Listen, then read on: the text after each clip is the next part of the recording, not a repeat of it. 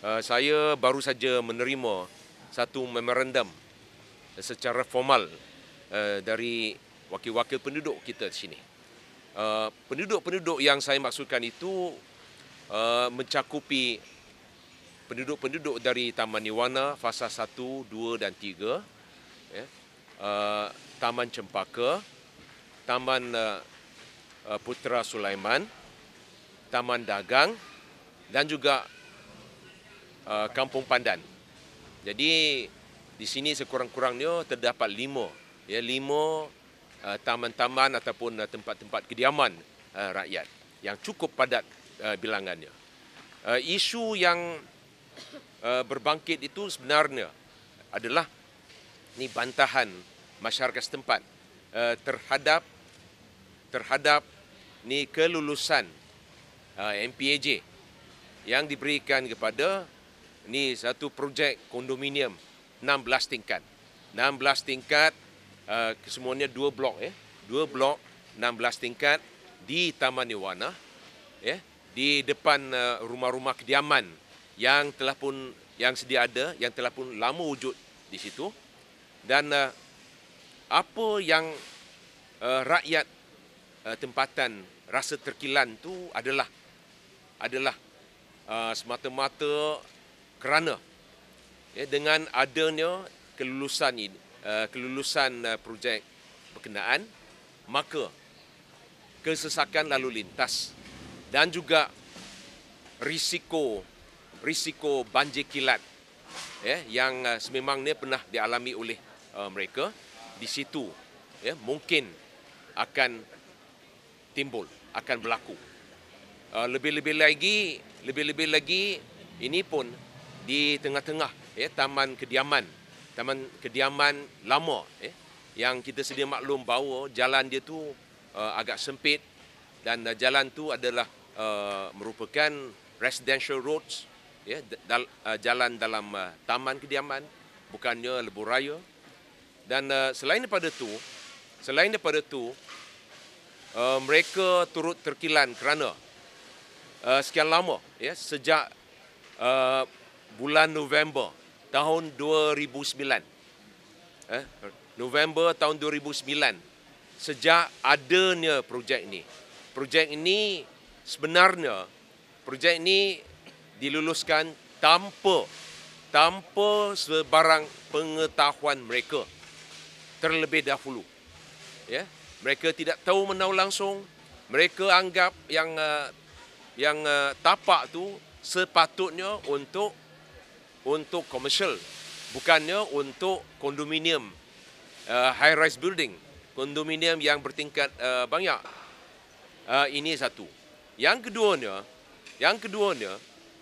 selepas ni projek ni diluluskan tanpa pengetahuan mereka bawa kes ni ke sana kemari kepada ADUN, kepada MPAJ dan seterusnya kepada kerajaan negeri pun, sampai ke tahap MTES, Majlis Tindakan Ekonomi Selangor.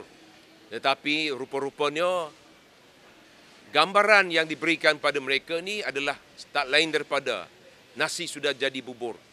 Tak ada apa yang boleh dibuat. Pendengaran demi pendengaran awam. Kononnya pendengaran inilah disifatkan pendengaran awam ataupun public hearing. Yang dibuat itu pun rupa-rupanya tak endah sangat.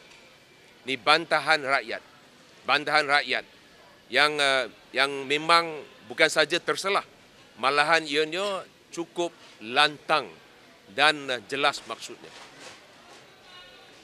Di sini saya suka nak maklumkan saudara-saudari sekalian juga bahawa ni bila saya cakap rakyat di sini membantah, jangan sekali-kali kita dapat satu gambaran yang kurang tepat. Bukannya mereka ni bantah ataupun anti pembangunan, tidak. Sebenarnya mereka pernah juga suarakan pandangan mereka. Mereka kata kalaulah tapak tu untuk perniagaan, buatlah perniagaan. Kalau shop house, rumah kedai, itu memanglah takkan jadi bahan pertikaian. Shop house ataupun bisa kata yang bangunan yang bukannya high rise ataupun bertingkat tinggi itu. Ini yang jadi masalah. Dan di sini saya selaku wakil rakyat, selaku ahli parlimen Pandan, saya nak tahu juga sejak November 2009 projek ini dibuat. Tapi projek ini dibuat tanpa ketulusan. Dan projek ini rakyat nak tahu. Rakyat nak tahu sekarang ni. Atas asas apa ianya diluluskan. Sebab takkanlah survey ataupun kajian lalu lintas itu tidak dibuat ataupun tidak boleh dibuat secara telus. Orang nak tahu the traffic survey. Dan juga satu lagi iaitu saliran sistem saliran di sini, the drainage system. Sebab sebelum ini kawasan ini pernah diganggu gugat oleh ni banjir kilat. Itu pun sebab saliran mudah melimpah. Jadi sekarang ni kalaulah sambung semua ni kepada saliran yang sedia ada, maka risiko melimpah itu tetap wujud.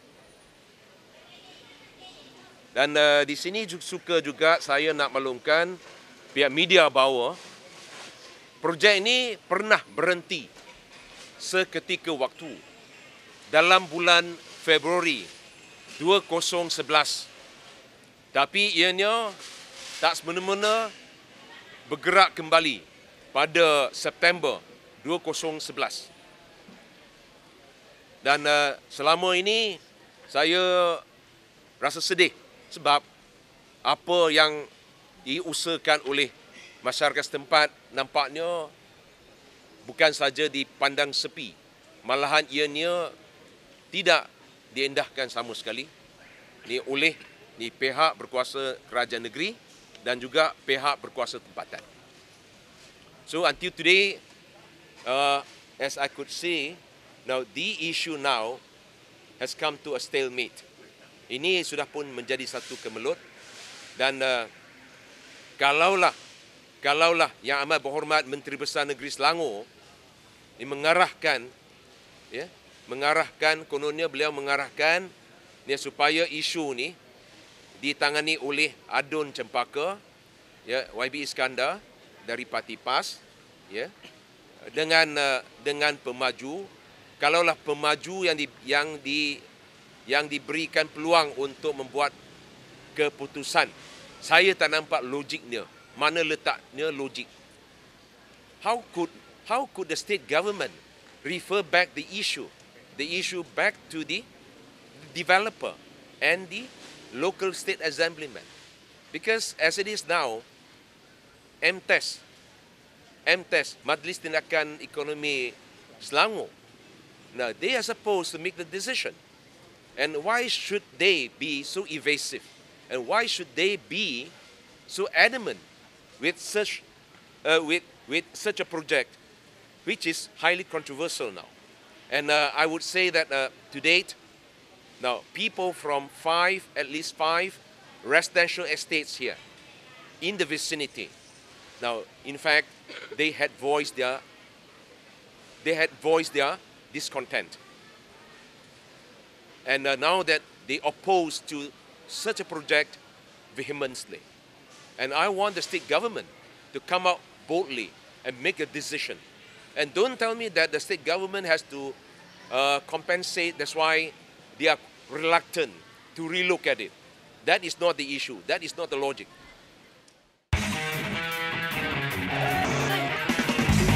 MalaysiaKini.com. Malaysia Kini. For the Malaysia Kini.